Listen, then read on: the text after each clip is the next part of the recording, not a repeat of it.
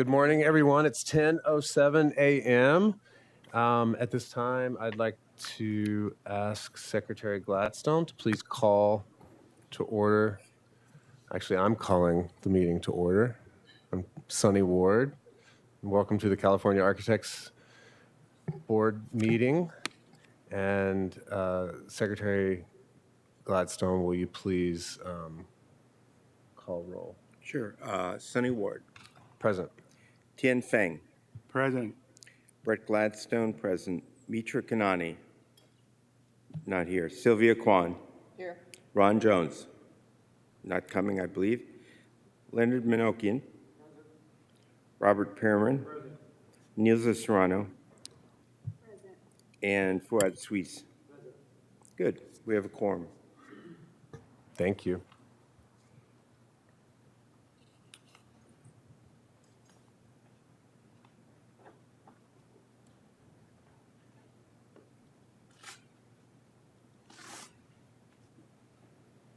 Good morning. I'll start with some brief remarks for the day. It's great to see everyone. It's my privilege to welcome you to our meeting this morning at the historic and iconic Los Angeles City Hall. A masterpiece crafted by architects John Parkinson, Albert Martin, John C. Austin. Our gathering in this gym serves as a vivid reminder of the profound impact architecture has had on our community and culture. Their vision and skill have left us a legacy that not only defines the skyline of Los Angeles, but also serves as a beacon of inspiration for architects and city planners worldwide. First, I want to express my deep gratitude to our Executive Director, Laura Zuniga, for her unwavering commitment and hard work. Her leadership continues to guide us with integrity and excellence. And to all of our dedicated board members and staff and council, thank you for your commitment and for traveling to join us today. Your presence embodies the collective effort and passion that drive our mission forward. A special thanks to Drew Liston, our board liaison, for efficiently coordinating our travel arrangements, ensuring our seamless gathering here today. And our sincere appreciation goes to Commissioner Vahid Corson, the Board of Public Works in the City of Los Angeles, for graciously allowing us the use of the Public Works Room. And a heartfelt thank you to the Executive Administrative Assistant, Natalie Valenzuela, for her exceptional support in planning and preparing for today's meeting. We are also immensely grateful to Mayor Karen Bass for her support of the board and the use of city facilities, alongside Adam Ma from the Mayor's Office of Community and External Affairs for their collaboration and assistance. As we convene on this land, we acknowledge that we are on the traditional territory of the Tongva, Gabrieleño, Kizh, and Chumash peoples. We recognize their enduring presence on this land and the contributions of Native Americans to our community and our society. This February, as we observe Black History Month, we celebrate the achievements of Black architects who have shaped our state's landscape. Their work, from Paul Williams' iconic structures to Norma Sklaric's groundbreaking designs, embodies the spirit of innovation and resilience. Let us also acknowledge the vital role of NOMA in promoting diversity within our profession, striving towards a more inclusive architectural community. As we proceed with today's agenda, let's carry forward the spirit of collaboration, diversity, and acknowledgement of our shared history and future. Together, we will continue to protect California consumers and advocate for the significance of architecture in enhancing the human experience. Thank you for being here today, and let's make the meeting productive and meaningful. Thank you, Pamela, for our LATC chair for attending. Thank you, Council Joffrey, for being here with us. I'd like to remind the board of our voting requirements. All motions and seconds will be repeated for the record, and votes on all motions will be taken by roll call. At this time, I would like to stop and ask if there are any public comments. No public comments. We'll proceed. with the third item on our agenda, a presentation from Janine Centuri, Director of the Agency for Civic Engagement at Woodbury University. I have the privilege of introducing Janine Centuri, the head of the ACE Center at Woodbury University and a pivotal figure in my personal and professional journey. Since my days as a student at Woodbury, Janine has been a mentor, guiding me through my degree project and beyond. Her commitment to civic engagement through architecture has profoundly influenced my approach to our profession.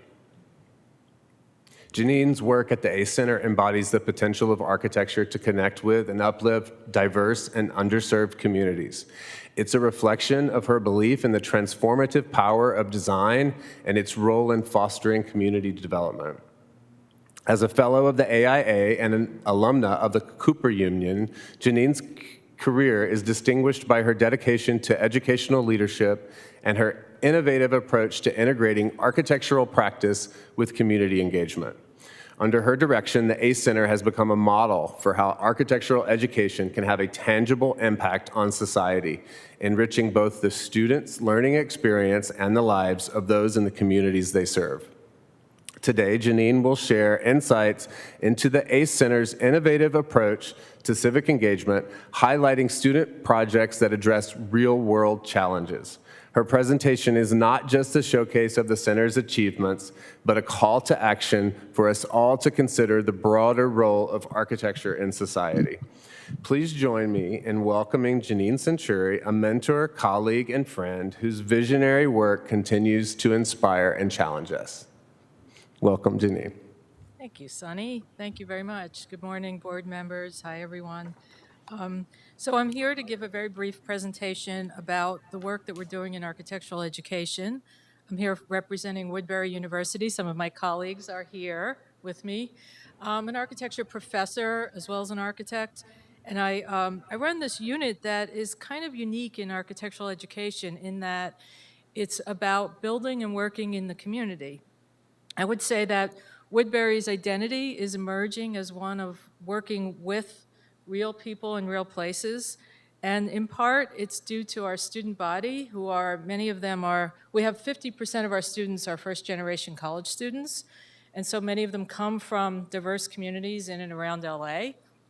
And this kind of work resonates with them. So we have a fairly straightforward mission that is about connecting architecture with people and places.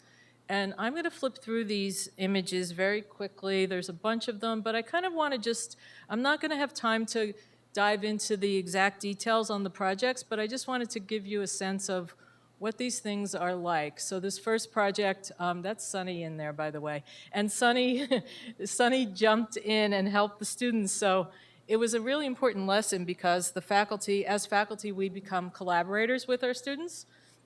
This project was a very fast-paced, kind of crazy endeavor to build these structures. Each structure was built in the course of a semester, designed and built by a small team of students, working on a project that had social relevance for people with developmental disabilities.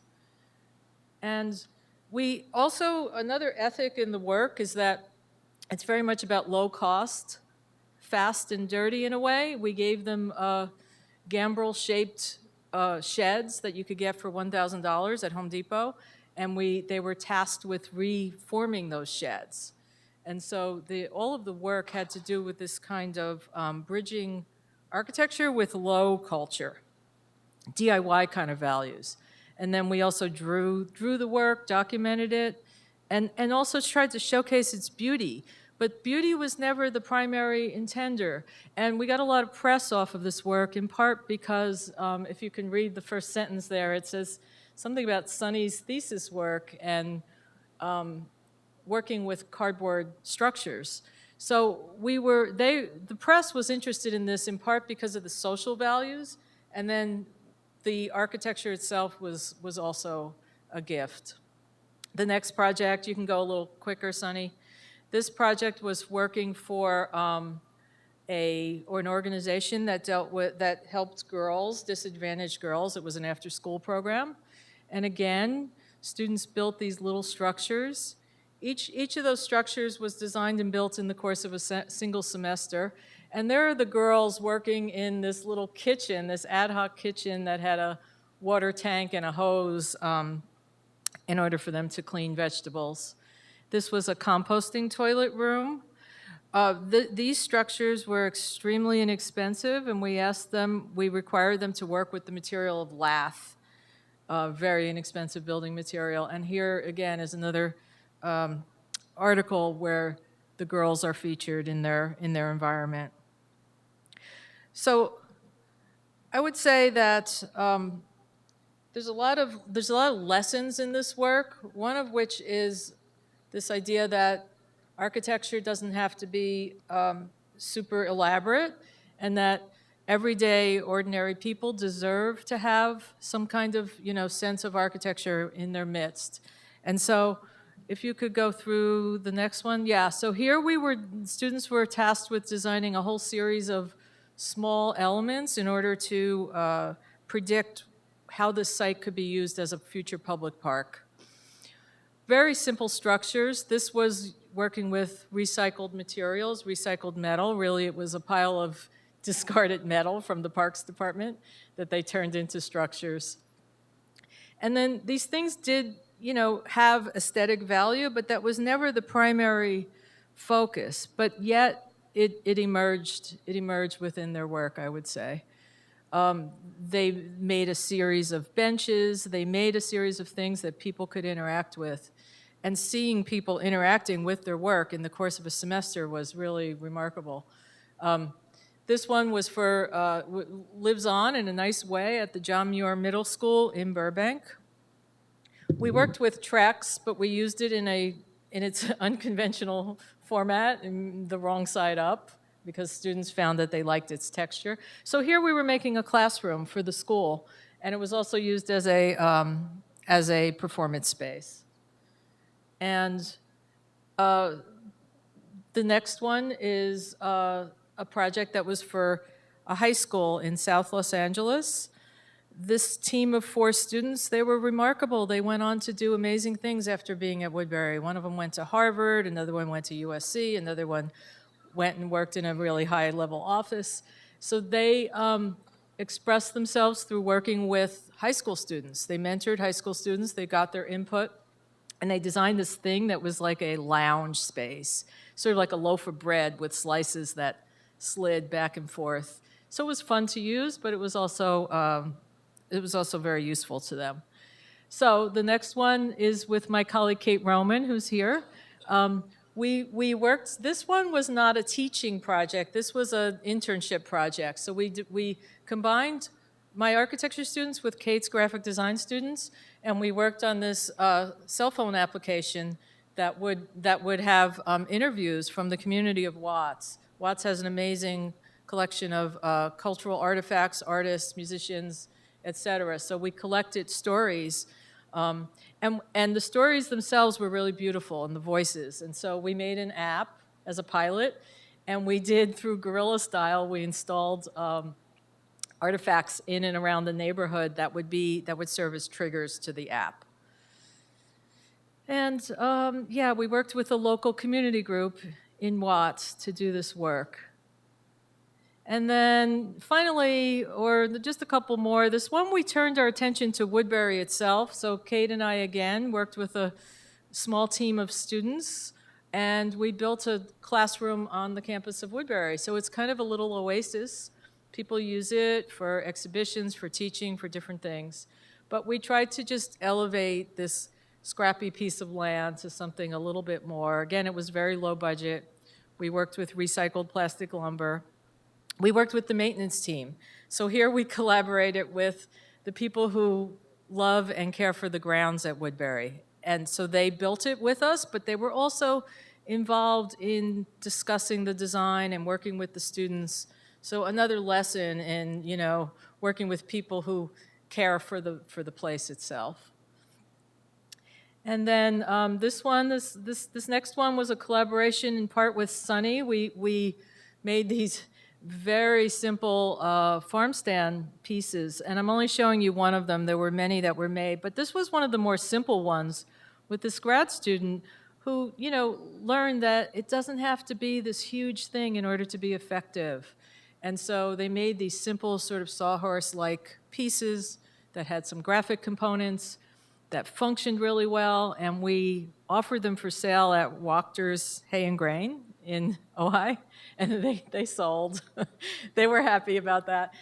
We were hoping they would, the students were very entrepreneurial about it. They kind of saw it as maybe a little beginning of a business, but I think they got distracted with work and other things. And then this last one is a not build project, but my colleague Paulette Singley reached out to the Alexandria House, which serves women and girls who are homeless. And they had a lot of interaction with the organization. They came to Woodbury, the students went there. And even though they didn't build this, they had these beautiful, incredibly detailed designs that worked with the indigenous architecture or the Victorian style architecture, and they created these spaces that I thought were really profoundly beautiful and impactful. And that's the end of the presentation. I just wanted to end with this idea that it's really about the people, and in architectural education, you know, you probably have had the experience that it doesn't often connect with communities, but there is this undercurrent of this movement that's going on, and I would say Woodbury tries to be at the forefront of that movement, that we're really about working with the community and trying to make a difference and being impactful. And yeah, that's it. Sunny, should I, is there time for whatever, or? Yeah, so we'll stop for a minute and see if we have any comments from the board members before we take it to public comment. Bob's first, we'll come back to Nilza. Thank you. So on the cabin project, how were the sheds actually used? Were they meeting spaces or for equestrian purposes or what? Yeah, they were each programmed differently to to support the organization that was working with people using. It's a little complicated of a story. It's a horse ranch, and they worked with horses and brought veterans with disabilities and kids with disabilities. And so each of those cabins had a different specific program. So one of them was a library, one of them was like a dining hall, and they were meant to serve for retreats and this beautiful horse ranch in Sun Valley. So, Okay. And so of the ACE projects, how many of them are driven by the students saying we should work on this versus either a nonprofit or the faculty saying we want you to work on this? well, because we do this, it's a little bit unusual to do design build in a single semester. A lot of programs out there spread that into 2 semesters, but because we do it so fast, we find the organizations and we say to the students, this is what you're working with.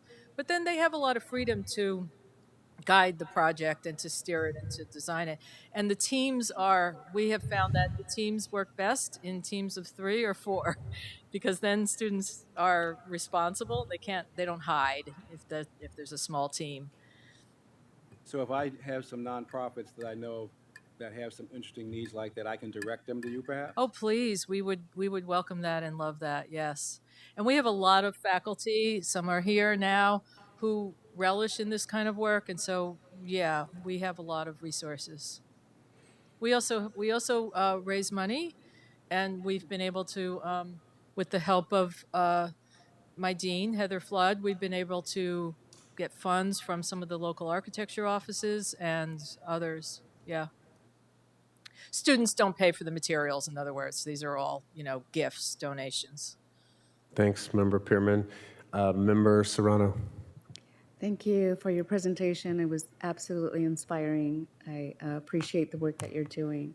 And I was wondering, because my mission is to ensure that more diverse students get into the field. And I think your presentation would be a magnet for that, specifically at a high school level. Is there a way that you can make a video that we can put on our website, and then maybe we can send it to some of the undergraduate colleges that are encouraging students to go into architecture? Because it was extremely inspiring, and having the students put their thought and mind and brain trust into these projects is just completely inspiring. So thank you for your work. And if there's a video that you have that you can send to Lara, and then we can figure out how to distribute it, I think it'd be fantastic. Thank you very much. I love that idea. Yes. Thank you. Member Kwan? Well, very impressive work and also really good designs. So, yay. So, my question is whether you're able to, for example, the cabin project, even though it's at a horse ranch, it looks like it could adapt pretty easily to an urban environment as long as you provide, weather covering and all that.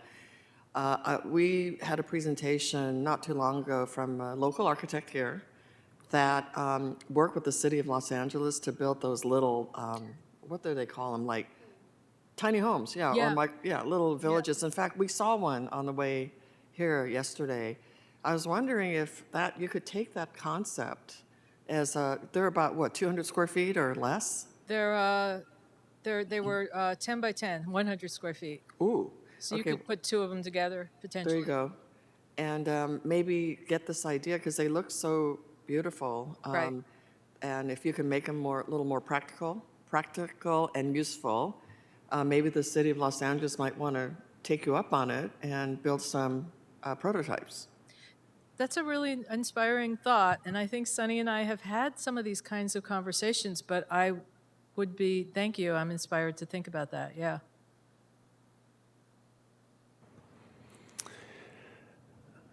Thank you, Janine. Thank you very much. Wait just a minute. Oh, We're going to open it up to public comments. sure. Okay. No public comments, so we're going to keep going. I really appreciate you being here. You continue to inspire me, and I appreciate you taking the time out to share the work. And I appreciate the invitation. Thank Thank you you. so much. Bye.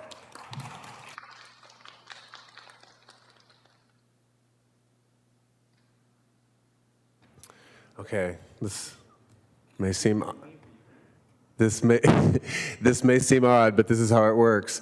We're now going to go back and open up for public comments for items not on our agenda today. Do we have any public comments for items not on our agenda today?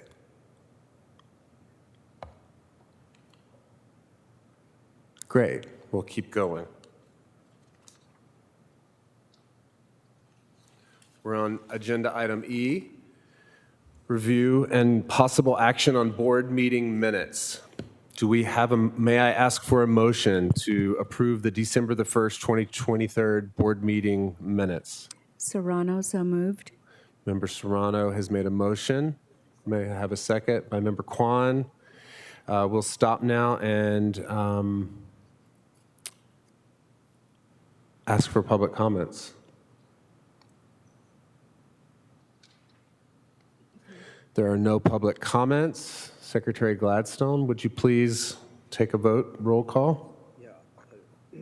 So, Sunny Ward, Yes. Tian Feng, Yes. Brett Gladstone, yes. Mitra Kanani, Sylvia Kwan, Ron Jones, who's not here, Leonard Manukian,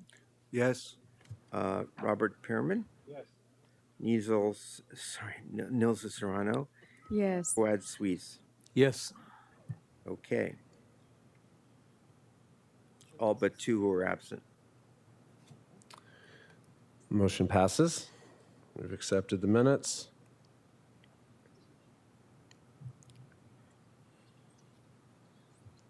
Chair Broden, are you able to go now? Okay, great. Today we are privileged to have with us, we're on agenda item E. And today we are privileged to have with us a distinguished leader in the fields of historic preservation, urban planning, architecture, and law, Professor Sarah C. Bronin.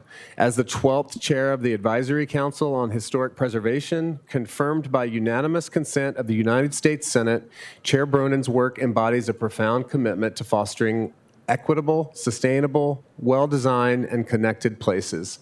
She is both an architect and an attorney, and she is also a tenured member of the Cornell University faculty. Chair Broden is in from DC for a few days, and I wanted to let our members and guests know that later today, alongside Chair Broden, I will be hosting a roundtable discussion at 1:30 p.m. in the City Council chambers.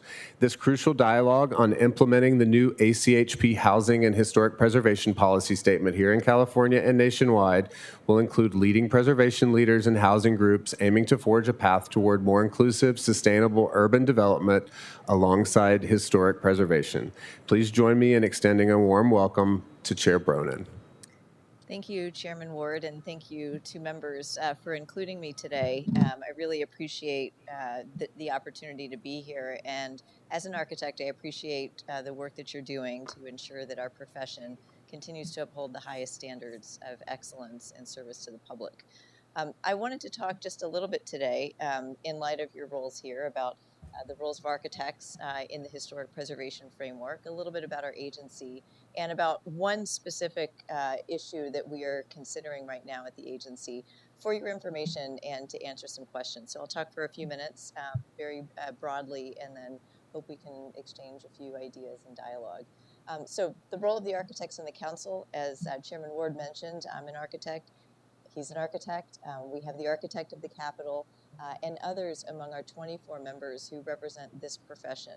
And the reason that's really important is because as the federal agency that's supposed to oversee historic preservation policy and advise the White House, Congress, local governments, and state governments on preservation policy, and as the agency that oversees a regulatory process that affects 120,000 federal agency actions every year, an understanding of design, an understanding of spatial relationships, an understanding of materials is critically important to our work, because not only do we set forth rules and regulations that federal agencies have to follow when they take an action that might impact historic resources, but again, we also advise others on how they should incorporate design principles, design ideas, concepts of materiality into their own rules and regulations.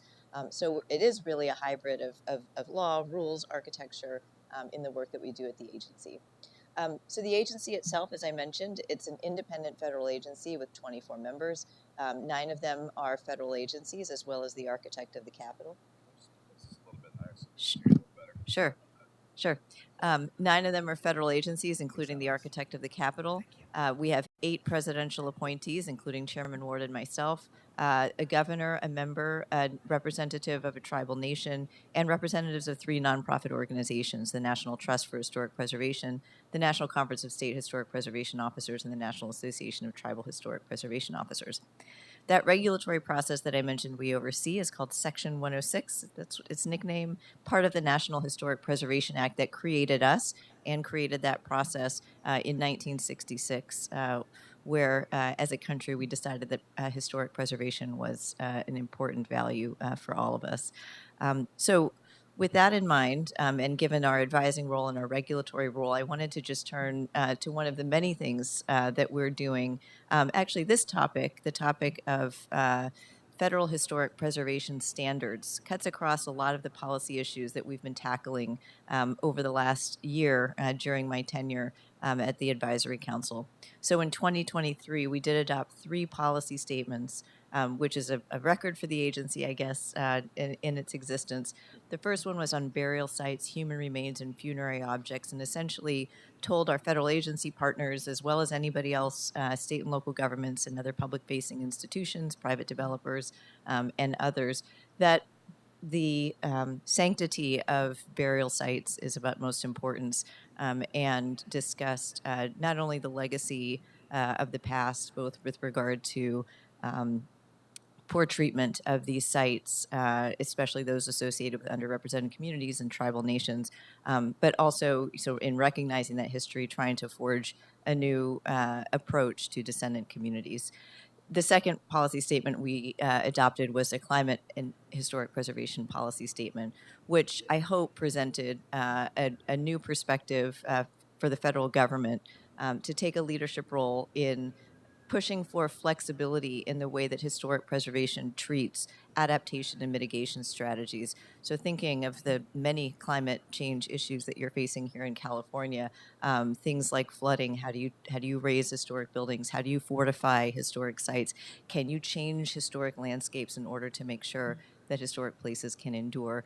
Those things are covered in the policy statement at a broad level, which essentially says that we as a federal government believe in flexibility. We believe that preservation plays a role in climate mitigation because of reuse of structures and the potential for them to, given their material composition and the fact that many were built to last, again, play a role in reducing the construction waste and also in incorporating the embodied energy within buildings.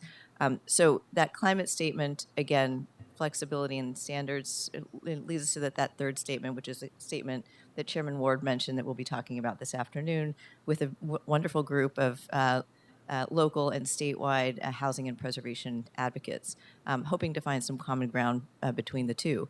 That's really what the historic preservation statement is all about.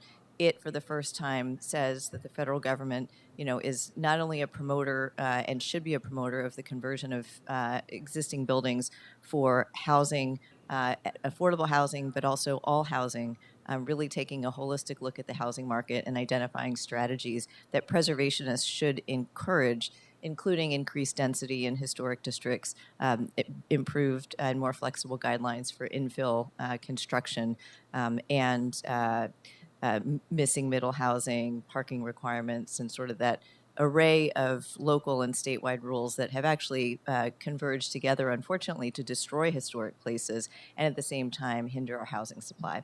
So those three policy statements, again, cutting across at least the last two, is this approach to federal historic preservation standards, which I wanted to just say a couple words about today. We in both statements, really focus on the concept of not only flexibility, but clarity. We issued a call for comments specifically on the Secretary of the Interior standards for the treatment of historic properties, of which there are 4: preservation, restoration, reconstruction, rehabilitation being the one that's used the most, as well as the standards for rehabilitation that are used in federal rehabilitation tax credit projects. And we found from those comments, in addition to prior analyses that had been done on the standards, that people really struggled, especially architects, developers, people involved in the built environment, with understanding how those standards should be applied in practice to actually promote exactly what we've been trying to promote in the policy statements, which is simply put, reuse of these buildings to make them more vibrant. When the field, including architects, tells you that there's an issue with federal rules that are interpreted at all levels of government, local historic commissions use these standards, state historic preservation offices use these standards, developers, private parties seeking tax credits try to interpret these standards. So everybody's interpreting these standards, but the variety, the inconsistency, and in some cases, the interpretations that thwart rehabilitations is, for us as an agency that's trying to promote historic preservation, highly problematic. So what will be coming out hopefully in the next couple of days is a report, a chair report. So I've taken the comments, I've looked at the prior analyses, I've developed a report and some recommendations, which will include additional guidance, but which will also include a push for transparency in tax credit decisions, an ability to rely on precedent, an understanding of the relationship between the National Register designations and the application of the standards. So to this gorgeous building, by the way, good job, City of LA, you would apply the highest standards of preservation. You would really, you wouldn't want for a civic resource that has been kept up in this really amazing condition to be, chopped up on the interior. This deserves higher standards. But maybe for those community assets that have been designated on the National Register, not because of their architecture, but because of their importance to communities and importance to culture, those might allow for more flexibility. So again, among the recommendations will be a suggestion that we really look at the relationship between designation and the application of these standards to new projects that seek to rehabilitate and reuse these buildings. So with that, I'm just going to leave it there. I mean, and hopefully I've given you a smorgasbord of topics that you might want to discuss. And again, in light of what you've heard in your public service here from architects and others, especially on the historic dimension, I would love to hear it as I finalize this report. And I would also, encourage you to ask about any other topics that you seem to you believe are of mutual interest. So thank you again. Thank you, Chairman Ward, for having me here, and I look forward to the discussion. Thanks, Chair Broden. Wow, an impressive amount of information in a short amount of time. I really appreciate that. Thanks for being here. Member Kwan? So the very first word of your group is called advisory. And so I was wondering, how do you get from advice and recommendations that sounds like you're right in the middle of doing to becoming standards? And before you answer that, maybe you can explain, I didn't quite get the who reports to whom. Like, is it the Department of Interior that's the top of the food chain in your group? Or can you explain a little bit of Sure. that? So so when I said independent federal agency, that was unclear because there's not that many independent federal agencies. You have these behemoth departments, very large departments, the Department of Defense, Department of Interior, the Department of Housing and Urban Development, and we fit in none of those. So we're a tiny agency that's independent of all of that, much like maybe the FCC or FERC that just has an independent legal authority. Among our members are those three departments that I mentioned: Interior, Defense, HUD, as well as the U.S. Department of Agriculture, the VA, the Council on Environmental Quality, oh my gosh, you're gonna so don't quiz me on this. The architect at the Capitol, and we have our members are great, and there's a couple more, but they're all the land management agencies, the ones that hold a lot of properties and a lot of historic properties. I mean, even unexpectedly, the Department of Defense, for example, a lot of their military bases, a lot of their military housing is historic, or is currently aging into historic status. So as the convening body for these members, you're right that we do play, as suggested in our title, an advisory role in some respects, particularly on policy respects like the recommendations that I'm talking about with regard to the standards.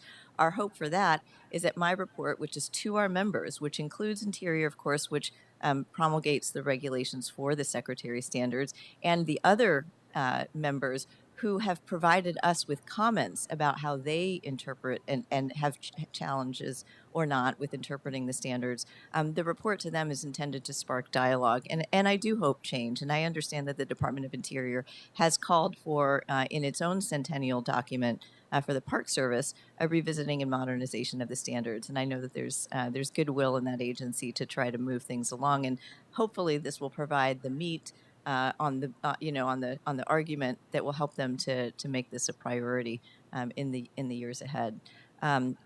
On the other hand, we do play more than an advisory role in the Section 106 process. So we are responsible for administering that process and for promulgating the regulations related to it.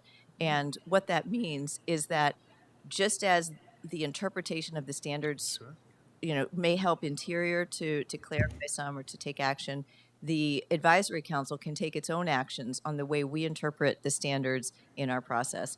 There's a line that says, if there will be that anything that violates the standards will be considered to be an adverse effect in our process, and that triggers a heightened level of review by a federal agency doing something to their own properties or funding or licensing an activity on non-federal land. So that little hook is what I think we have to say, well, what in this context does constitute a violation of the standards leading to adverse effects? We are already, as a result of the housing statement, issuing guidance as the agency, which it's not binding, but it really is the guidance that agencies use on housing. So we're hoping that will help to provide a roadmap for all the agencies that provide housing, including not just HUD, who builds licenses and funds housing, but the Department of Defense, military housing, Interior, Park Service, personnel housing, VA, their housing programs, the USDA, the rural housing program. So we actually have a lot of housing providers across government, and I do think that's a first start, and hopefully we can continue to build on that, guided by the findings of this report. Thank you. Yes. Oh, Thanks, Member Kwan. Secretary Gladstone. Hi, I'm Brett Gladstone. Good to meet you last night.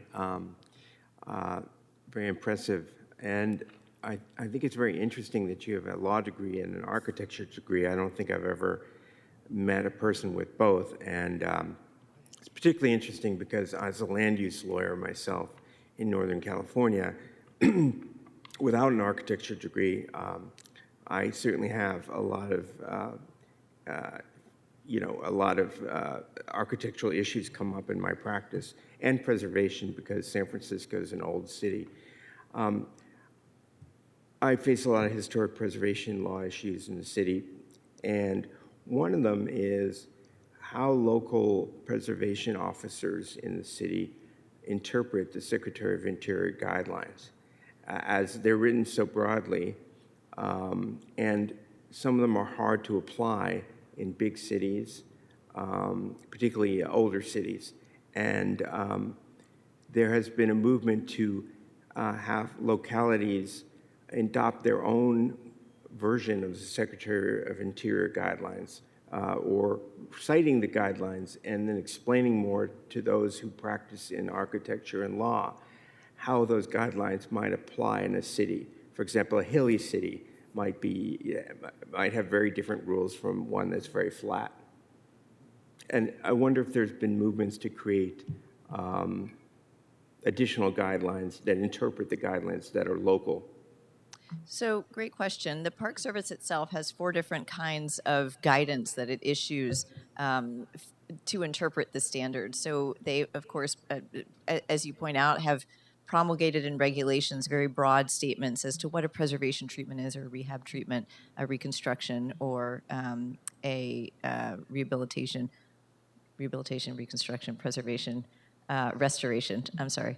And so those broad statements have then in turn been interpreted by what's called bulletins, issue briefs, case studies, and so on that they've published over the years.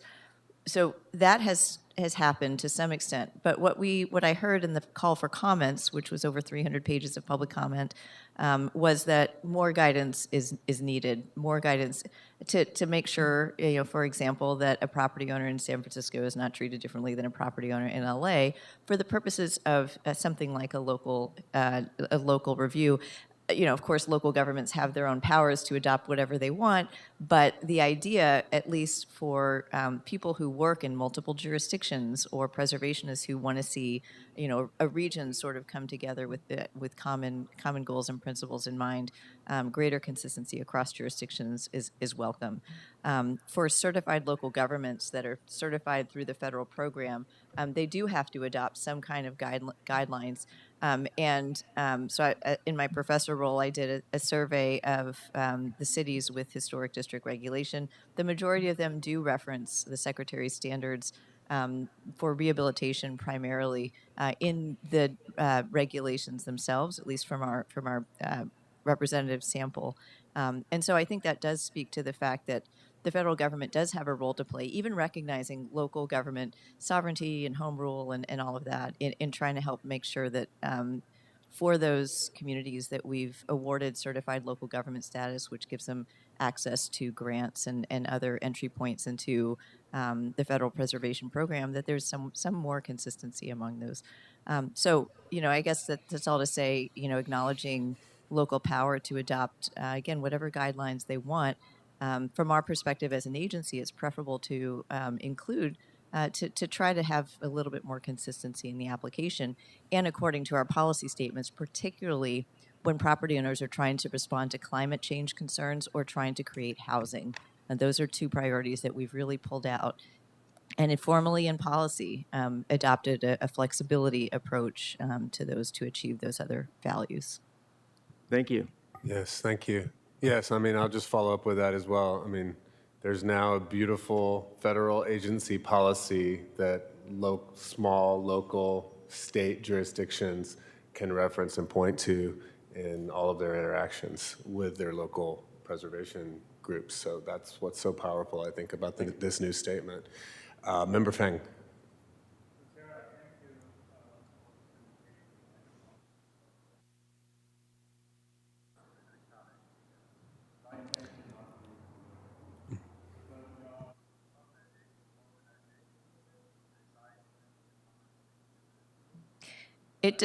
It does not reside within Interior.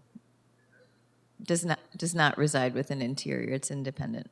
But Interior is one of our 24 members.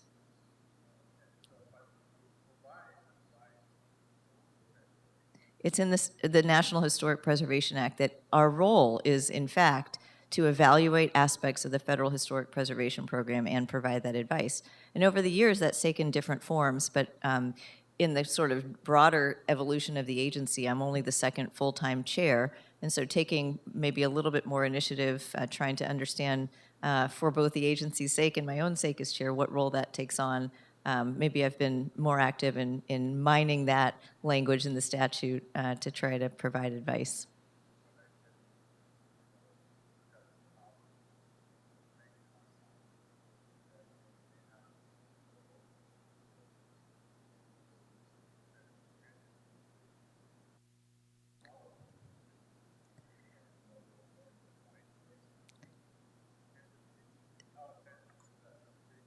Okay, so Member Feng, in case others couldn't hear the comment, was asking, especially related to his role at BART, the role of our agency vis-a-vis transit agencies.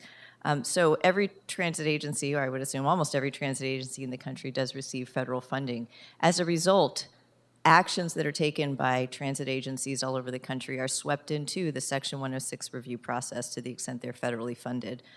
One line in that climate change and historic preservation policy statement that I haven't mentioned yet is a line that talks about the need for our agency to promote, quote, climate-friendly transportation.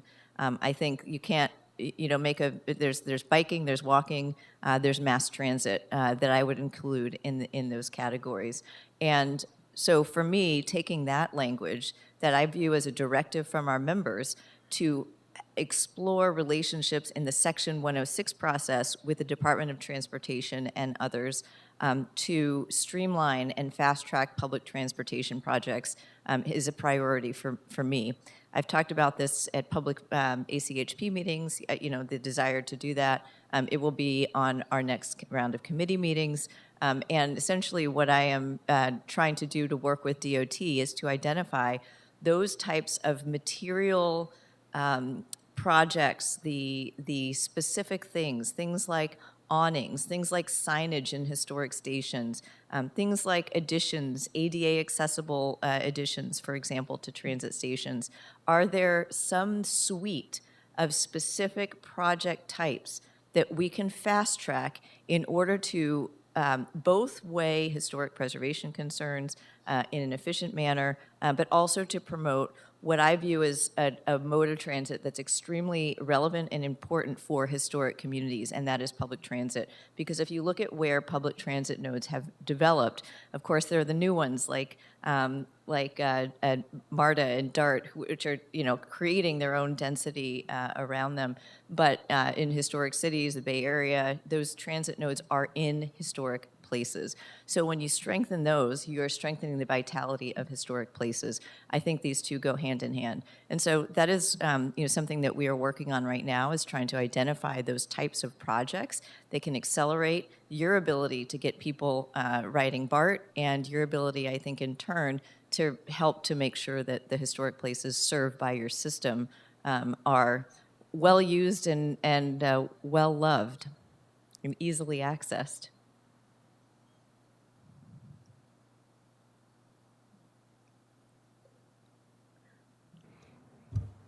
This has been great. And I also, the intersection of all of our board members and this topic is wonderful. And the idea that preservation standards aren't just barriers, but actually helpful. The promotion of these tools to assist in rapid transit and walking and building housing is huge. And so the work that you're doing is beautiful. And I also love how it intersects with our responsibilities here as we protect the consumers of California in relation and in regard to the historic properties here. So thank you so much. I appreciate it. Well, thank you. And I'll just remind you, Chairman Ward, that it is not just me, it is 24 members, including you as chair of our Policy and Legislative Affairs Committee. So without your leadership, we couldn't do what we did this last year and we couldn't continue to do it. So the respect is mutual. And again, I appreciate everybody's time. Thank you. Thank you so much.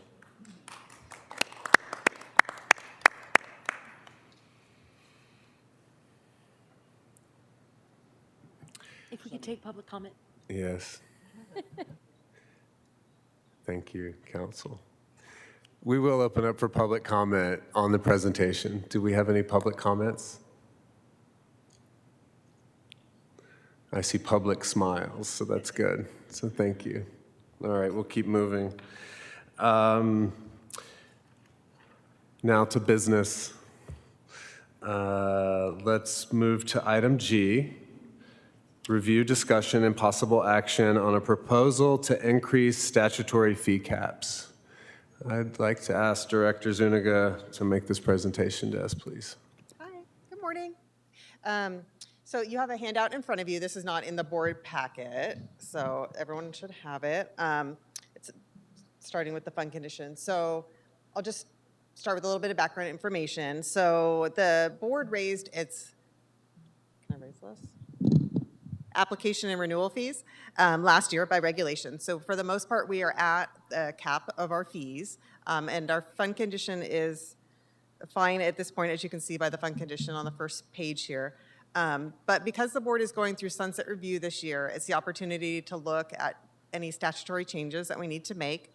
And so the department's budget office did a fee study for us, and they look at essentially the cost of what it takes to do what we're required to do, and then how much we're taking in to pay for those tasks.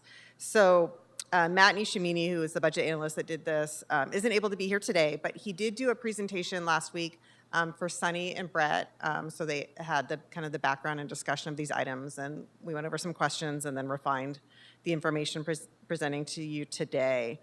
So as you can see from the fund condition, looking at the bottom by the months in reserve, that we are doing okay for the next couple years, and then we start to go into the red in 2028, 2029, you know, assuming we spend everything that we're budgeted for in those years.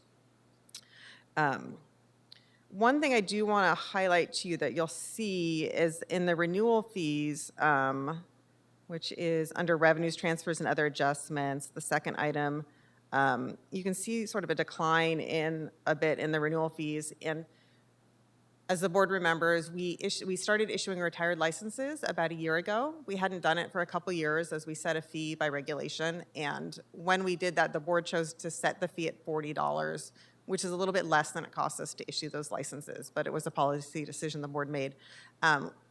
Since we began issuing the retired license, we've had about 1,000 people retire their license, which is so many more than we anticipated. It is quite a drop in revenue for the board, and the board will see that ongoing as those people don't renew their license. So that is sort of the cause in the reduction in revenue you're seeing there. So kind of going through the presentation, you can just see on the next page, you know, the factors they look at in determining the driver-based cost model. So looking at everything we do, what the staff do, what the steps are, and then what the cost should be for that. So going on to the third page, you can see it's a little bit small, so bear with me, but it's exam and license application and workload. And so you can see in there, it has it, I think, for each budget year. But you can see like the main license types we have. You can see how many we receive of them, what the direct and indirect costs are, and then you can sort of see what we're charging and then how much it's costing us to do that, and then you can see how much we might be either overcharging or what, you know, how we're subsidizing that. So you can sort of see the difference in there. And then going on to the next page, there's a summary of the kind of that data in the unit cost summary by license type.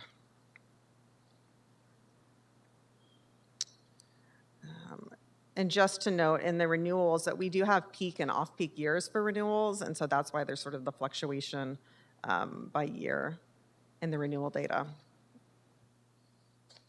So going into the next page, we have a fund condition that has proposed initial and renewal license fee increases. This is proposing that we increase the statutory authority to $600 and that we would raise the fees at that point to $600. So I do want to note, at this point, we're only asking the board to approve the ability to seek a statutory increase so that in the future we could go to that higher amount. But in order to do that, the board would need to adopt regulations to do that. So it would be a public process. We would need to notice it, and the fund condition would need to justify the need to implement the increase. So what we're really asking for today is just the ability in the future to be able to increase fees when necessary, because we are at the cap of what our authority is now.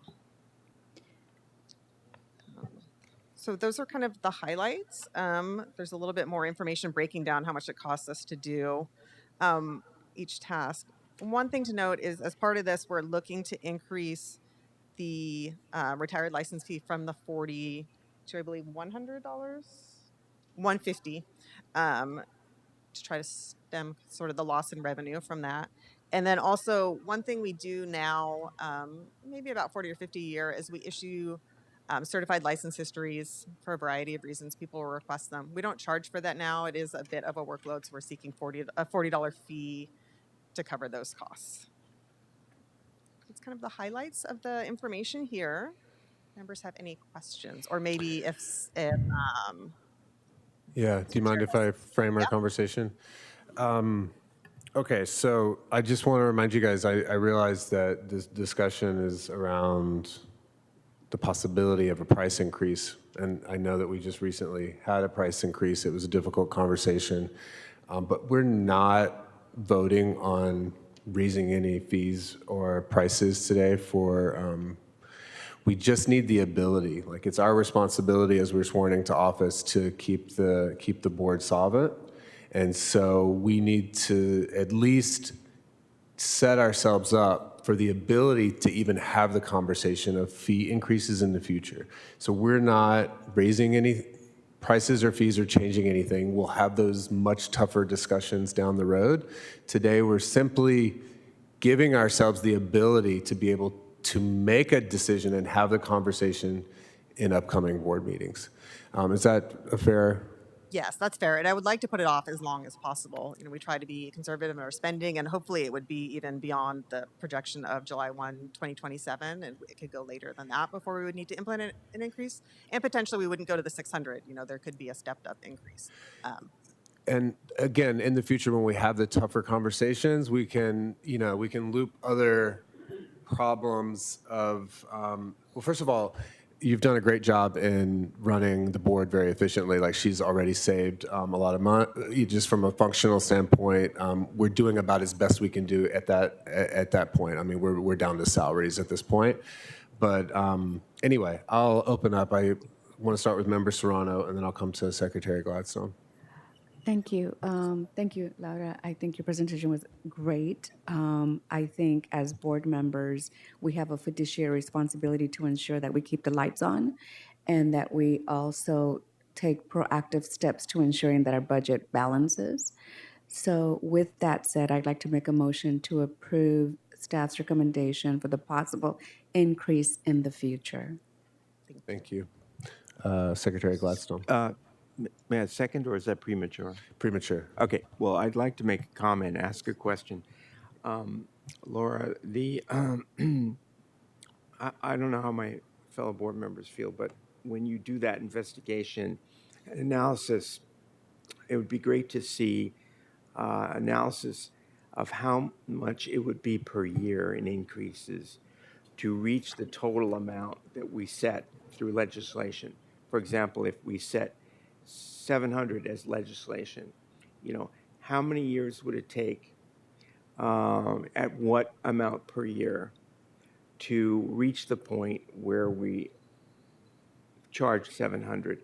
Because I think it's good not to increase the fees in big chunks, like go from 200 to 400, but rather do it progressively from year to year until we reach the amount that we authorize through legislation. And thus, I personally would love to see an analysis of that, from staff, perhaps with different assumptions. One assumption that we go up to 600, one 700, one 800 over the next 10 years or 7 years. I'm sure there's different calculations that can be made so we have alternatives. Yes, we can definitely go back and work with the budget staff and present that to the board at the next meeting, so you have information about sort of possibilities about a staggered implementation. I guess the only thing I would note is we would look at, I agree, I think it would be better to do gradual increases rather than a large amount at one time. We would just sort of have to look at, the workload of doing the regulations and the impact. If we did a reg package every year to increase it a little bit, is that doable, or do we need to do one every 2 years? And so I think it gives us something we can come back and present some options at the next meeting. Thanks, Secretary. Member Kwan. Member Manukian. Yes, I had a question. What is the impediment that we are being asked to give a sort of a preemptory authorization to increase fees? Okay, go ahead.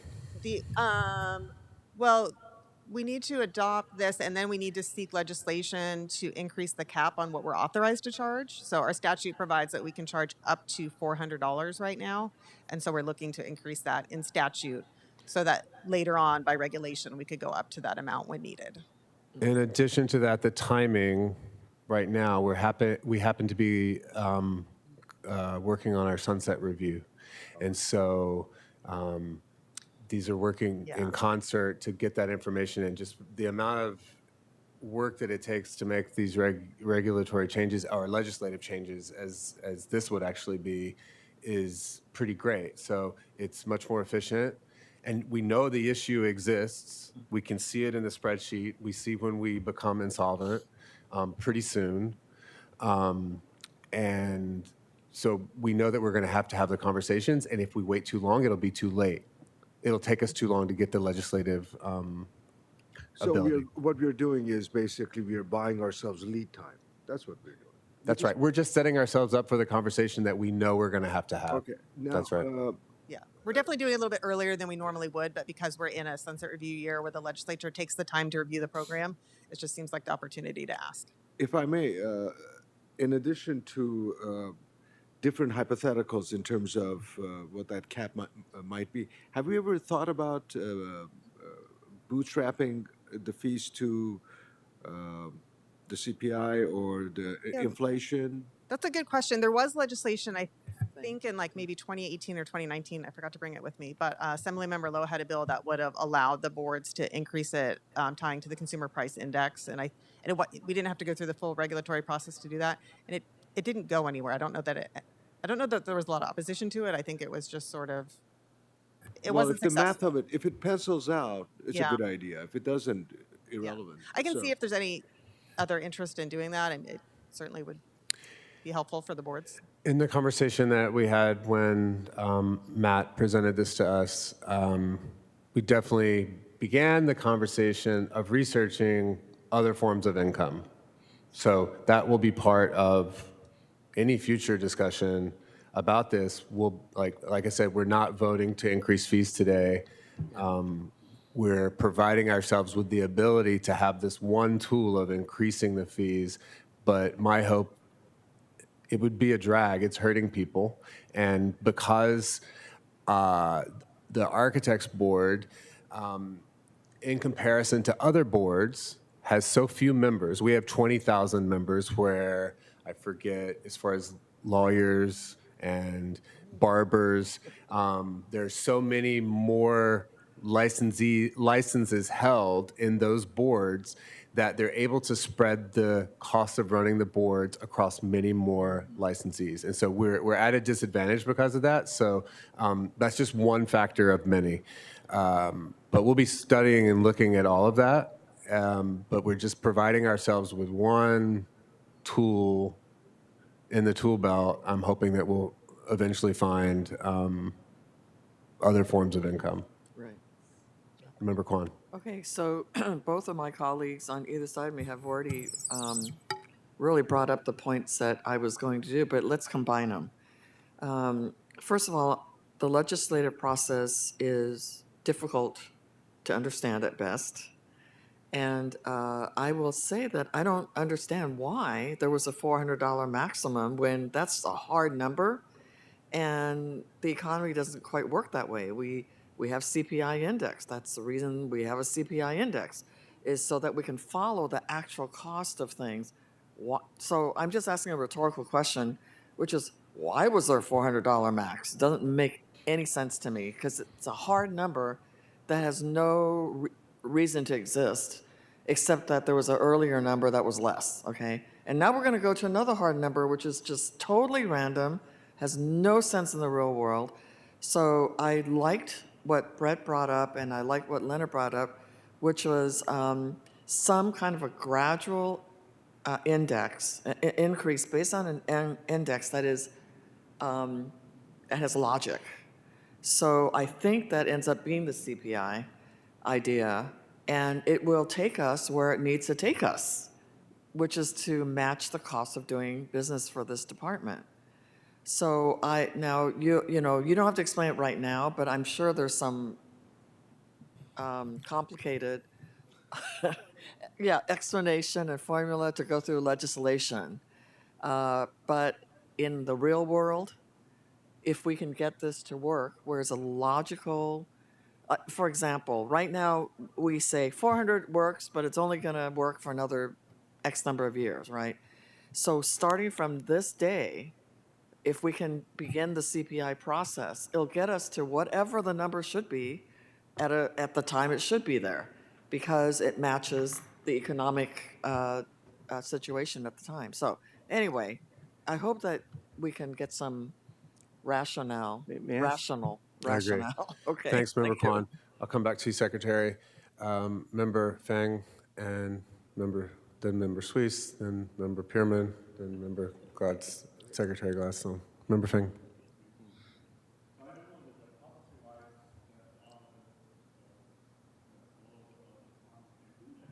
Member Fang, if you could use your microphone, please. Much closer. And make sure your microphone's on, but it's also for the recording for the public Oh, that's right, later. that's right. I am sorry.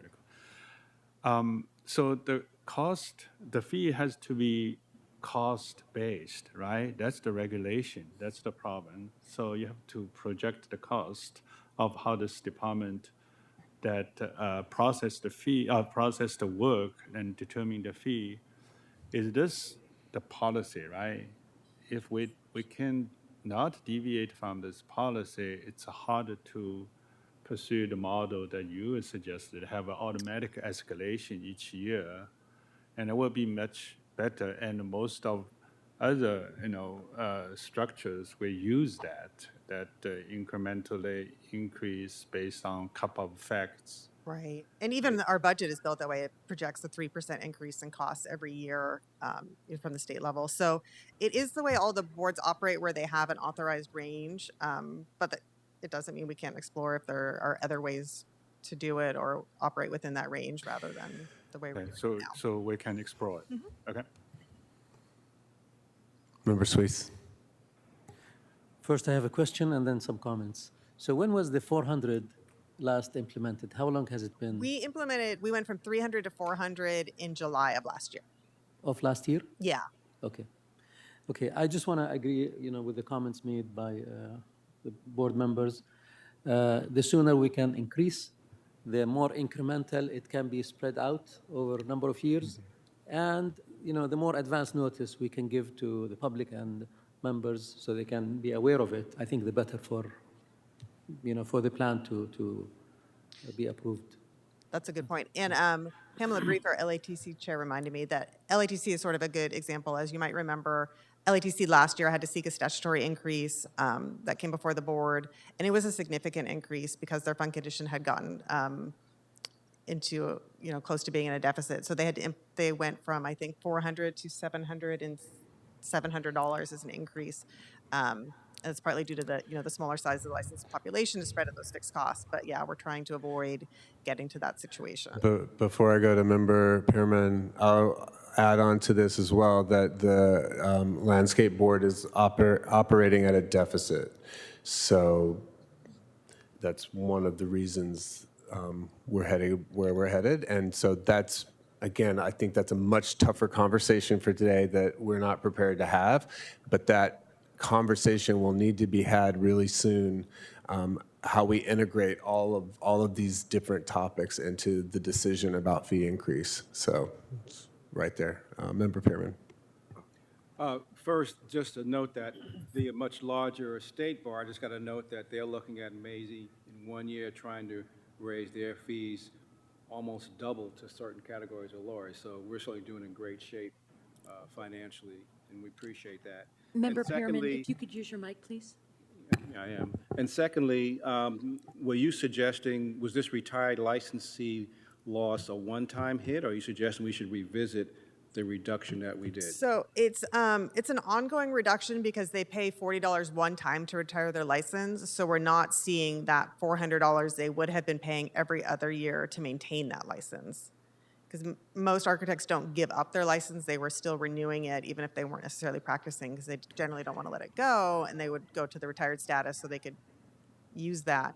So it's an ongoing loss in revenue from those 1,000 licensees who are no longer renewing anymore. So that's, We just, So you think we'll always get 1,000? I thought maybe there was a big jump to take I advantage think of while this cheap. I'm hoping That's what I'm trying to get it at. levels off and we don't continue to see people retire their license at that rate, but it's definitely more than we projected. So raising it to 150 isn't going to address, those 1,000 people that have already retired, but maybe hopefully kind of stem the additional retirements. So was the number of retirees exceptionally large since it went? Yes. It did, okay. And we're large compared to other programs that issue retired licenses. We're sort of an outlier. so in conversations that we had the other day in regards to this, I think put this also in the category of things that we might want to readdress in the future.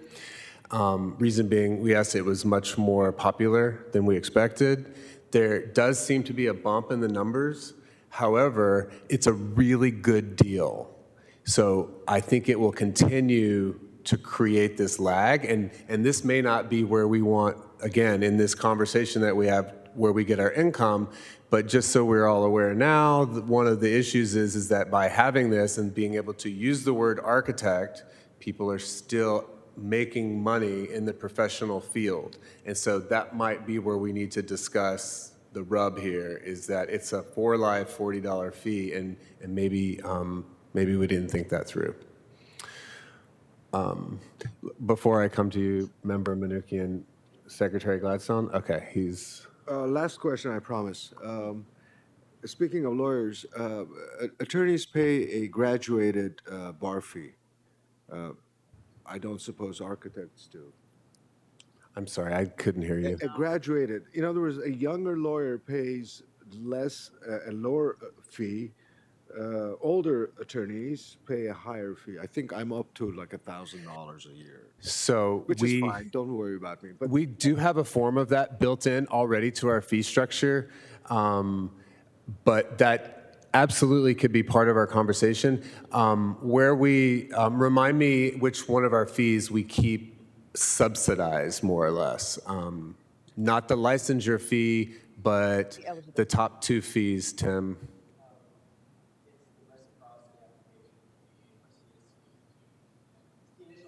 Yeah. so The we're just initial starting the application fees. process. So we're really subsidizing the application process to remove barriers so that we can create a much more diverse. So we're doing that.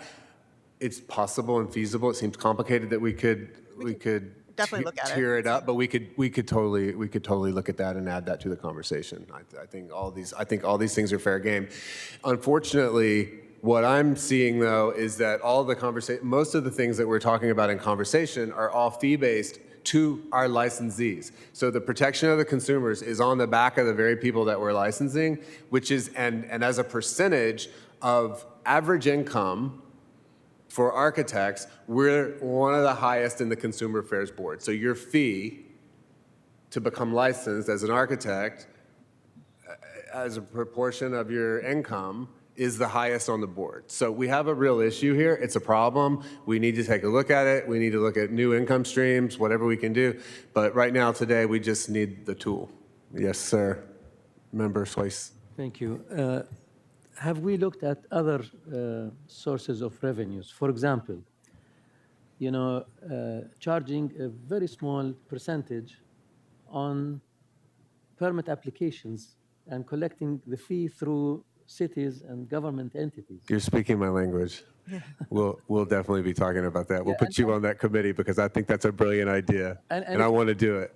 And it should be, I mean, like, basically, the more business Yes, an I agree. architect or a firm does. I agree. the We higher can we the can have fee. that conversation. Of course, we'll have to run this through not only like the legal conversations of our own council, but also through like what that fee means and what's the definition of that fee, and that's where we're going to get into a lot of discussions to find out if that's even feasible. So, Mr. President, we're gonna. one last question.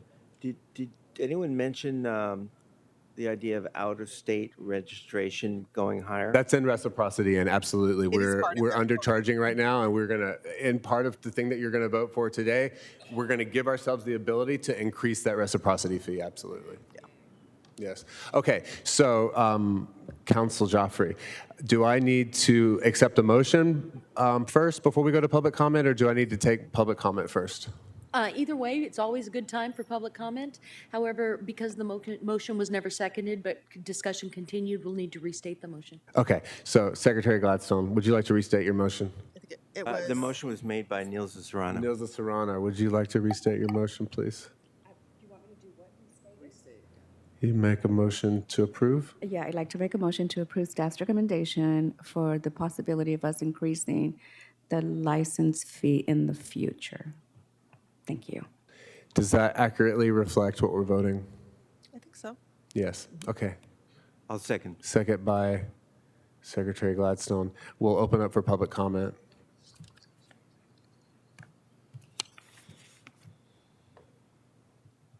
No public comment. Secretary Gladstone, would you call the roll for a vote, please? Sunny Ward, Yes. Tien Fang, Yes. Brett Gladstone, yes. Mitra Kanani, absent. Sylvia Kwan, Yes. Ron Jones is absent. Leonard Manukian, Yes? Robert Pierman, Nilza Serrano, Yes. and Fuad Suisse. Yes.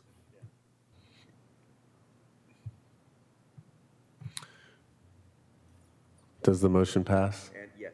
Yes, the motion passes. Thank you.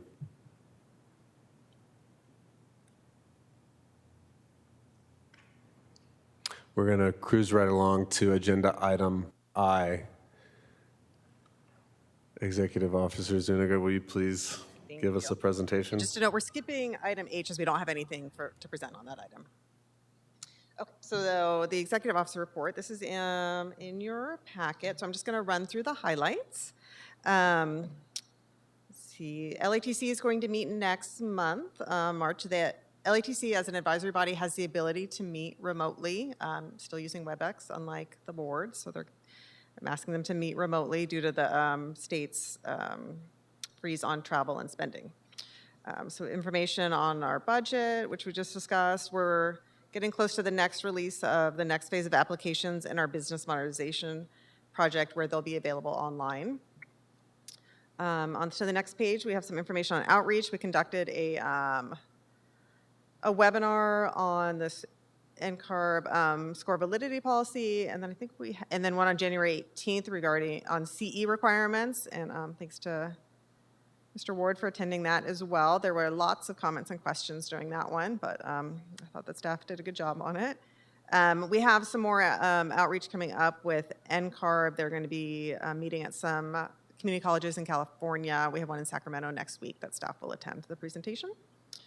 So I have our social media information, and then we have a few regulatory proposals on the agenda after this, so I'm going to skip over those, but just to remind members that the Zero Net Carbon did take effect, and we're currently in the process of completing CE audits on some of the most recent license renewals, and it's a little bit higher failure rate than we've had, I think, because of the new requirement. So moving on, we have information on LATC. They don't have any pending regulations. And so going on to page 5 of the report, we have our examination statistics. On the CSE, our first-time pass rate is 79%, which is really pretty good. Reciprocity is a little bit less.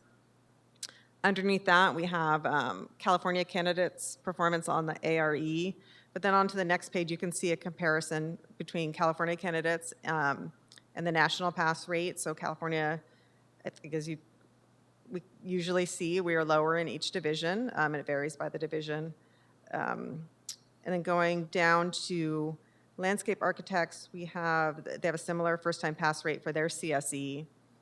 On to the next page, you can see performance on their exam. Their national exam is the LARE. You can see on this in October 2023, there was an administration of the Grading, Drainage, and Construction Documentation Division, which had a low pass rate of 21%.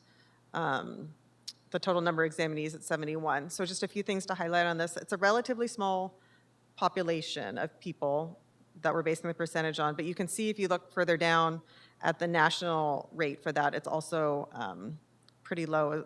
So CLARB, which is the Association for Architects, they're in the process of revising their exam, and they're going to change the format of the LARE, and so the divisions are going to change.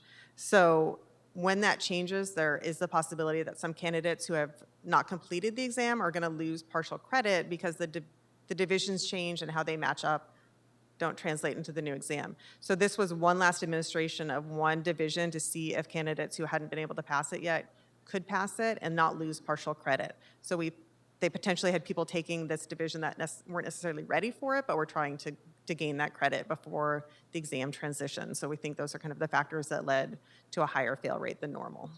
But we'll definitely monitor as they go to the new format and see.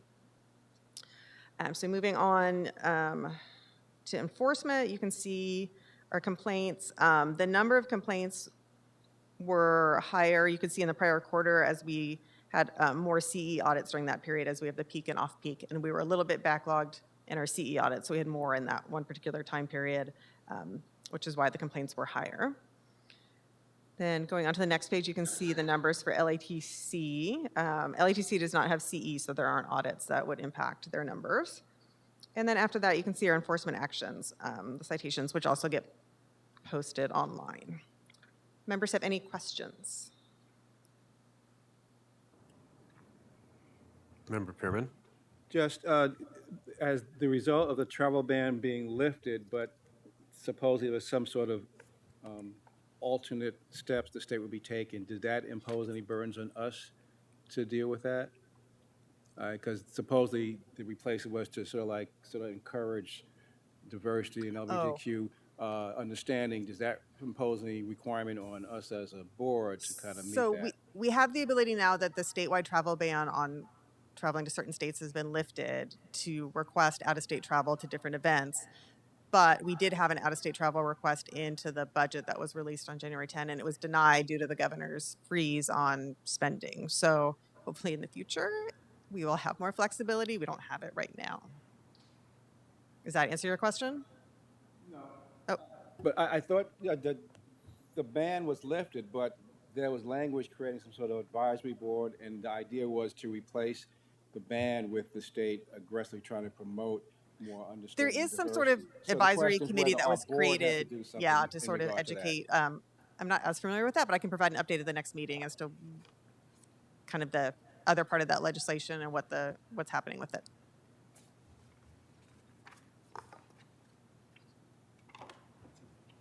Any other questions? Okay. Thank you. Thank you. We'll open this up for public comment.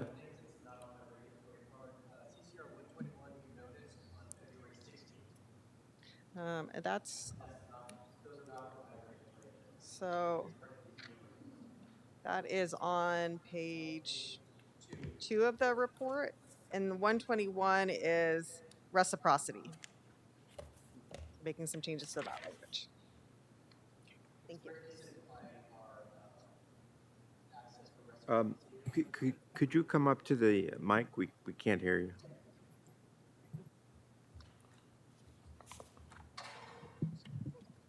This was language the board approved in December, so I got it through the regulatory process in DCA to get it finally noticed with OAA. All right, great. So we're just on track with that, moving everything forward. Understood. Thank you so much. So with the report, there's no action that we need to take, but we will open this up for public comment. No public comment. We'll proceed. We're on item J. Mr. Rhoda, I have to ask you to come back. We're reviewing, discussing, and possible action on proposed regulatory text amendments for California Code of Regulations, CCR, Title 16, Division 2, Article 8, Section 109, or filing of applications. Yep, this one is not an action. No action is needed. We did not receive any public comments for this regulatory proposal. I just wanted to bring the board's knowledge that DCA and agency, when they were reviewing the language, made some changes. They were non-substantive. So I want to make sure you're informed with the most recent language that is noticed, that we are moving forward with.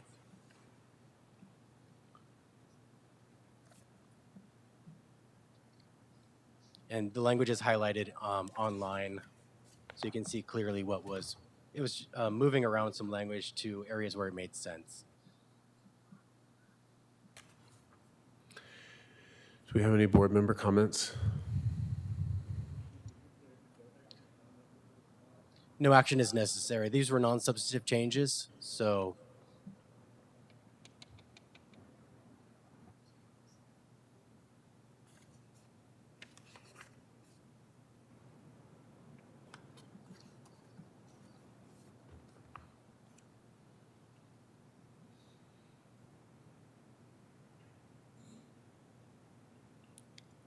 Did I take public comment yet? No. If you'd like, we can combine the public comment for both the regulation items. Let's do that. So, Mr. next Rhoda, we're one back to for- you. Item, Agenda K for the disciplinary guidelines. This one we did, we received a public comment during the initial comment period asking for clarification on the tolling provision.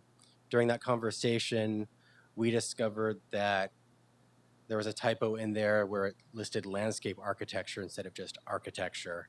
So I wanted to be safe. I renoticed the modified language to strike landscape from the tolling provision. That's the only place where it was inadvertently left in. So during that 15-day comment period, we received a single comment. It wasn't related to the removal of landscape, but it was a general comment that I wanted to answer. You can read it in the memo with the proposed response. They were objecting to the general mitigating circumstances. The comment wanted all mitigating circumstances listed out, and that I believe would be too limiting for the ALJs. So that is the board's proposed response that we are looking for you to approve, and to approve the modified language striking landscape.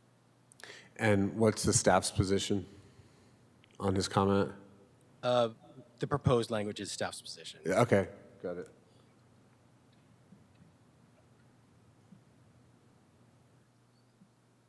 Yes, we would not want to limit law judges. Yes. Okay, would someone like to make a motion to, do we have any comments? Member Feng? Okay. There's no comments. Microphone. I make a motion to adopt staff's revision to whatever, item K. I think we need it read out. If you can read out, you make a motion to approve the modified regular text Okay. for J, CCR. sorry. Okay. The suggested motion is to move to approve the modified regulatory text and proposed responses to 16 CCR Section 154, direct staff to take all steps necessary to complete the rulemaking process, delegate to the executive officer the authority to make any technical or non-substantive changes to the modified regulations that may be required to complete the rulemaking file, and adopt the proposed regulatory changes as noticed. Okay, so Laura just had repeated my motion, so I want it on the record. Okay, so we have a first by Member Fang. Do we have a second? Second, By Member Serrano. Serrano. We'll open this up for public comment.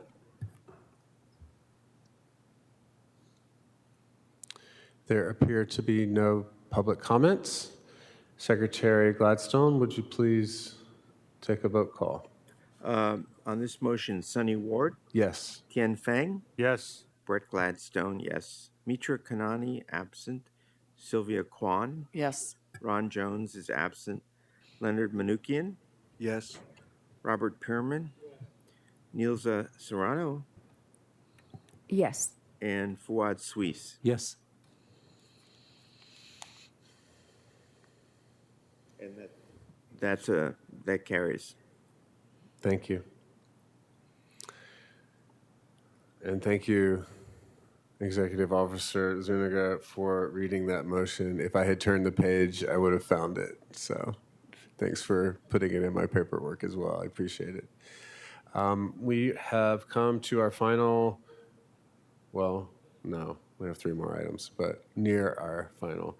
I'll ask our Executive Officer Zuniga to come back and review and discussion of proposed commercial interior design designation.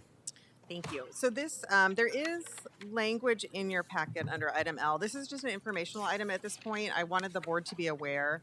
There is an effort by a trade association to create a license for commercial interior design. And so they've given the language to the board, which is included in here. And this is, I think, a draft. I think they're looking at making additional changes. What they're proposing is that to create a structure similar to the Landscape Technical Advisory Committee and create a second advisory committee under the board that would be responsible for this license. So this needs to go to the legislature. And as I understand it, what the legislative staff have told them is that it will be dealt with in the context of the board sunset review. So when the board has its sunset review hearing next month on March 11th, I think they'll discuss this item as well. So this is at this point more for the board to be aware that this is out there. We do have an interior design group who is here today that would like to talk about it. It's not the group that is proposing this language. There are a few different groups, and what exists currently in California is a residential, it's a certified interior design certification, and it's done through a nonprofit, which is the California Council on Interior Design Certification, and they are here today. So I can call them up at this point, I think, if you're ready to hear from them. Do we want to start with board comments and then we'll open it up for public comments from them? Does that work? Or would you like to have it as part of your presentation? I don't really have anything else to add at this point. It's mostly I wanted the board to be aware. I provided some technical advice to the people who presented this language, but on a policy level, obviously that'll be decided beyond me. Do we have any board member questions from our director? Okay, so at this time, I'll open it up for public comment.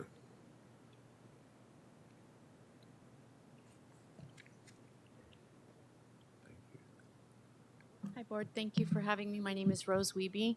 I'm the Executive Director of CCIDC, the California Council for Interior Design Certification, and we are the board that is targeted with administering the Title Act for interior designers in California, and we serve both residential and commercial interior designers. So the group that has put this forward is only a small faction of the interior design community in California. It does not represent the whole of commercial designers or residential otherwise. We represent a larger faction. We were kind of surprised by this language. It's something that came about really recently. We were charged in our sunset review to work with the entire community, and that's what we've been doing since 2016 when we first developed the commercial designation. So again, this was all just news to us, and getting it put through in the Architects Practice Act. We don't know many interior designers that want to be under the architects. They kind of see themselves in a different light. So we just really would like an opportunity to sit down with you and discuss with you why this does things like destroys hundreds of successful small businesses, slights the competency of the California Building Department, ignores the established and effective Interior Design Certification Board, which is us, and promotes exclusivity. It's really about taking one exam. They would like to use the NCIDQ exam, which doesn't test on California codes or regulations, so we don't see how you can promote the health, safety, and welfare by not testing on California codes and regulations. So this is a conversation we would like to have in depth with you further.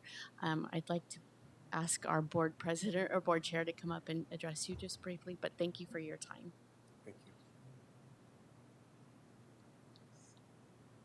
Thank you very much. I'm George Brazil. I'm an interior designer in San Francisco, and I'm the chair of CCIDC. As you're going through this, I really would like you to understand the fact that everything that this organization, IIDA, is asking is what we already provide. So we already provide testing. There's already requirements in place. They are asking for exclusively for the NCIDQ to be the sole test, in addition to a test that would be overseen by you, testing on California codes. We don't exclusively require the NCIDQ, it's one of the tests, but we also require California code that our designers that want to become certified have to pass a test that tests extensively on California codes as it pertains to interior design. So it I just want you to be aware of what they're asking. We're already doing, and so it's a little confusing why they're doing this. And even though we've been very forthright and open and inclusive of them to sit at the table to discuss what it is that they want, it has been sort of very few and far between that they will do that. So I just wanted to be very clear that what they're asking, what they're proposing, we're already doing. Thank you. Thank you. Mr. Terrell. Hi, thank you, Mr. President and members. Scott Terrell on behalf of the American Institute of Architects, California. As you can imagine, this is a very complex issue that we have been looking at for a number of years. Particularly, it gained some traction a few years ago when nationally both NCARB and AIA changed their blanket opposition to a Practice Act. And so since then, we've had a task force that's been reviewing this issue. There have been a number of proposals, both from CCIDC and now from IIDA. We are willing to be at the table for the discussions, and we see interior designers as important partners in the design community. It has been a little bit difficult because, as you can see, there is conflicting opinions within the industry, and they don't seem to be on the same page. So it's hard to know what to respond to. But with the IIDA proposal, since that's what you have in your packet, we haven't had a lot of time to review the specifics, but we do have some overarching concerns and thoughts. First, we are open to the discussion of what the correct governance structure would look like. If there is a better option, we're open to that discussion, whatever that might look like. We do have concerns over bifurcating the industry. Leaving part of the industry behind and out of the discussion is a concern to us.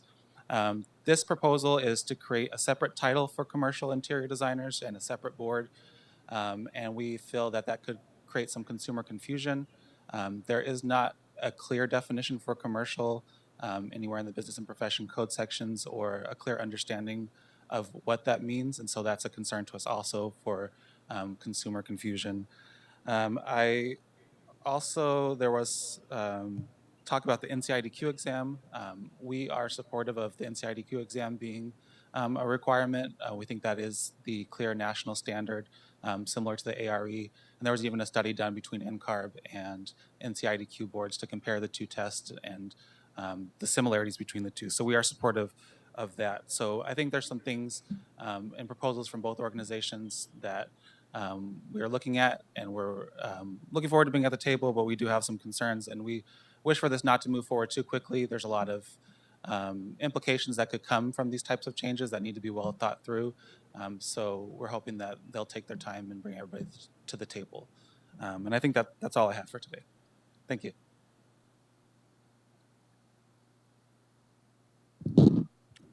Hi, I'm Catherine Hampton.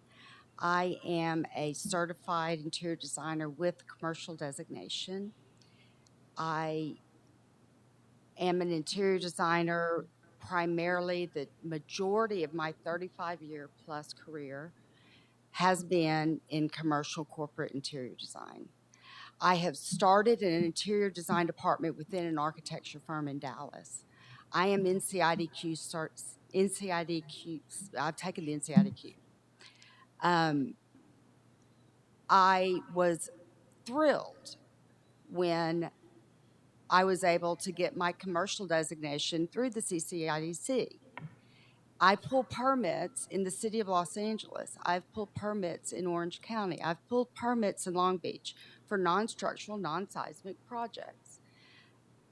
There is really no reason that we need this other designation. So I'm just confused. I also want to say that luckily throughout my career, and I've worked at big interior design firms, I've worked at big architecture firms, I've worked for small boutique firms. I am the owner of a small boutique firm now.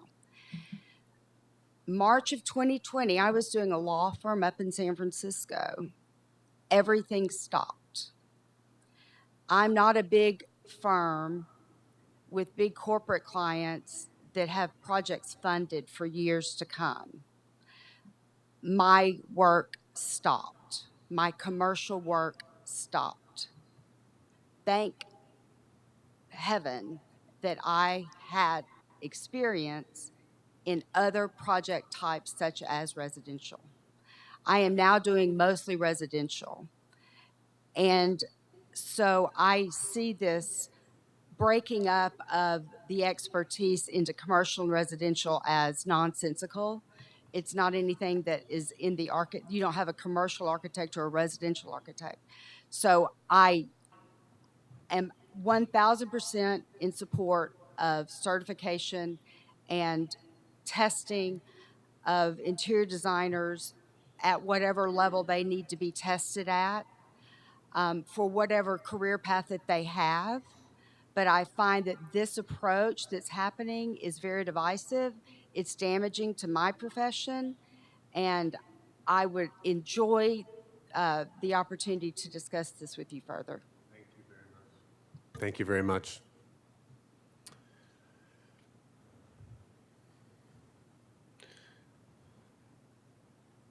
May we ask you some questions? Sure, lots of good comments.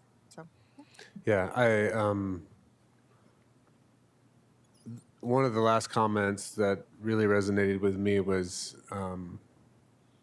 we don't specify in our architecture licenses what types of projects you can work on as an architect. So, like, once you're an architect, you're an architect. So that certainly resonated with me.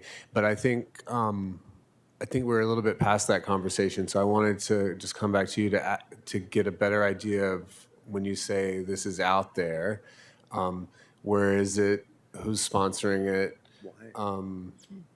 and what would the timing be if it had success and traction? yeah, all good questions. It's sponsored by the International Interior Design Association, I believe is what IIDA stands for. They did try to seek an author for standalone legislation, but they were, I believe, told by the committee that has oversight over these issues, which is the Senate Business Professions and Economic Development Committee, to not introduce standalone legislation, that the legislature would look at it in the context of the board sunset review. So I believe it will be part of the agenda for our hearing, our oversight hearing next month. I don't know what that means in terms of whether the legislature will move forward with it this year and if they would adopt any type of language, and then when it would take effect. It is definitely moving fast, and I think there are legitimate questions that have been raised about how it works and what makes sense, and to even get a licensing program up and running is. In the past, when there's been conversations about licensing and interior design, as far as any kind of attachment or anything to do with the Architects Board. What was included in previous sunset reviews or comments that we made to legislature in the past? We haven't had it addressed as part of our sunset review since I've been here. Maybe in 2018 or 2019, we had, I believe, an interior designer come and speak at one of the board meetings, and the board asked me to hold a meeting with stakeholders to kind of discuss the issue, and it was over the acceptance of plans and who could prepare what, I believe, kind of remembering. And so we invited building officials. It was CCIDC. There was another Interior Design Association, AIA, California. And we had a fairly large group of about 40 people to discuss some issues. And at that time, there was really no consensus on like making any type of changes. So, you know, that's sort of where it's been up until I heard this at the end of last year that there was this proposal. So, yeah. Thank you. I would say the language that's in the packet proposes a structure similar to LATC. As the board probably remembers, LATC is sort of talking about its own structure, you know, and whether to look at like going Is to a it different. safe to assume that if something like this were to happen, that it would have the same financial implications of sustainability? That's definitely something you would have to look at in terms of. It's not clear to me yet how many people would receive this license, and so even though LATC is an advisory committee under the board, the way it's structured, it really is an independent program in the sense it needs to fund itself, obviously, and so its licensees pay its functions, and we don't really share operations with the board staff. And so creating another advisory committee may not be the solution, and I think there is overlap and duplication in the way we have it structured now with LATC and the board, even though LATC works really well. It's still, as you know, the members have identified, any issues they raise then need to go to the board for review, and it can delay, you know, implementation of regulations. So I think that the structure and what is appropriate is definitely, you know, something that should be looked at. As of right now, do you need anything from us today? Are we in danger of anything, or can we reconvene with a group of industry professionals and have this conversation with a subcommittee at a future date? We definitely can do that. I'm not looking for a position or anything today. It was more that I wanted the board to be aware this is out there, and I can communicate to you as I receive more information. If it's okay with the board, I'd like to recommend that we do that and proceed. May I have a question? Sure, Secretary Gladstone. I didn't hear the first speaker very well. What was stated about the reason this is wanted? Well, that's a good question. I didn't say anything about that. Rose, did you say? Do you want to come back? Do you want maybe what they told you? Yeah. Me too. Why? Let's not go off the rails, okay? But we'll allow this. We'll open back up for public comment and get a point of clarification. Thank you. There are some commercial designers in Los Angeles and San Francisco area that have a difficult time getting their plans submitted to different building departments. And because of that, they are under the impression that if they're licensed, that they'll be able to submit their plans to building departments to be accepted.